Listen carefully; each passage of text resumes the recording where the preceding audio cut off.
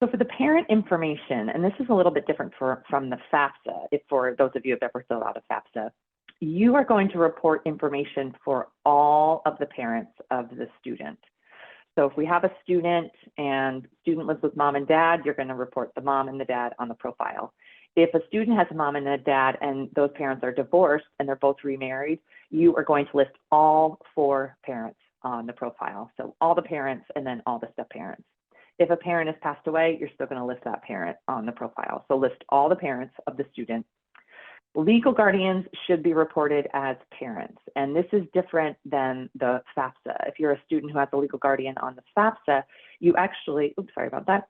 If you're a student that has a legal guardian on the FAFSA, you only report student information. On the profile, the legal guardian acts as the parent. So that legal guardian fills out the parent information. In situations of divorce or separation, you have to select what's called a custodial parent on the profile. That's the language they use. And that would be the parent who has provided more financial support to the student in the previous 12 months. This is new, and it's the same definition on the FAFSA. So if you're someone who's filled out financial aid applications before, this is new. If you haven't, this is the directive you're going with. So if I'm a student, my parents are divorced, I live with my mom, I live with my dad, it doesn't really matter. I'm going to ask myself, who provided more of my financial support in the previous 12 months? Let's say my dad did. And in the cases of child support, you're going to assume the child support is financial support coming from that parent. So even if I live with my mom, let's say my dad pays, and that child support paired with other financial support he has given me, really to me means in the past 12 months, my dad has provided me more financial support. Doesn't matter that I live with my mom, doesn't matter who I live with.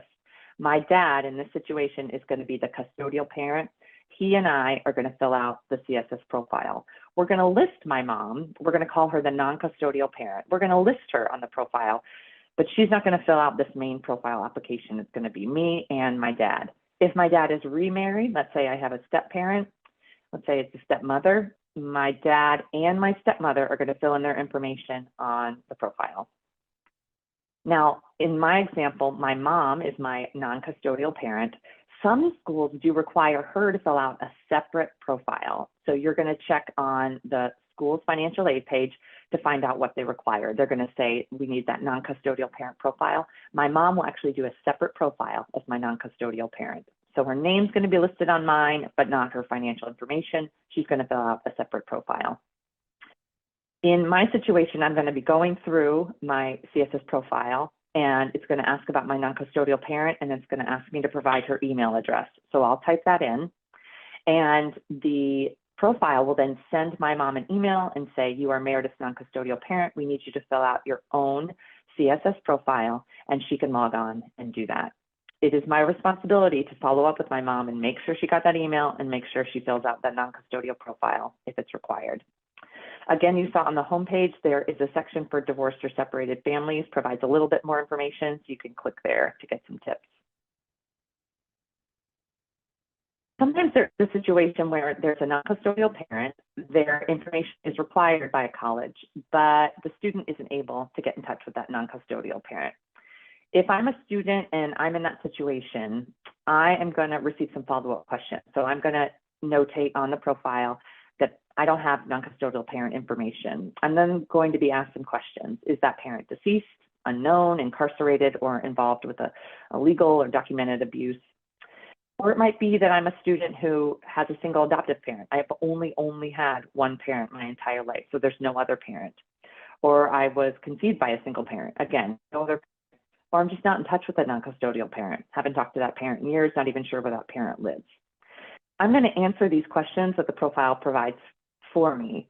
And based on my answers, the requirement for me to provide non-custodial parent information might be removed. And I might be good just to provide the information for the parent, my custodial parent. If my non-custodial parent information is still required and for whatever reason I can't provide it, I'm going to submit a waiver to the colleges, basically a waiver request. and there's a form. I have the URL on the page here. You can go onto the CSS profile website and fill out this waiver request. And it's basically the student explaining why he or she can't get non-custodial parent information. You'll send that off to all the schools that are requiring non-custodial parent information. And then really as the student and as the family, you should follow up with each school to make sure they've received that waiver request and what they've done with it. They might say, okay, yep, we're not going to require non-custodial parent information. They might actually come back and say, no, we think we still need it. So make sure that you follow up with every school because you want to make sure that you've completed all application requirements.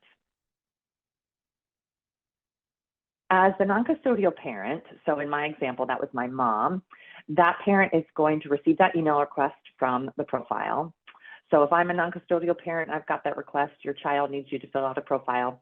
I'm going to go to that same website, cssprofile.org. I do need to create my own College Board account. So as a parent, I'm going to do that process I explained earlier. I'm going to create a student account using my information. I need a new College Board account.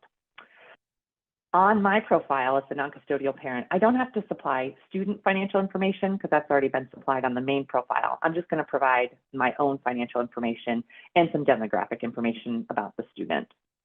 I don't have to list the colleges where the profile is going. The student's already done that. And I can't submit the application until the student has actually selected a college, but usually that's already been done.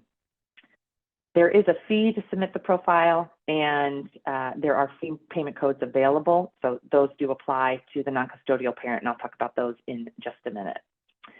If I am completing 2 CSS profiles as the non-custodial parent, I will need 2 College Board accounts using 2 different email addresses.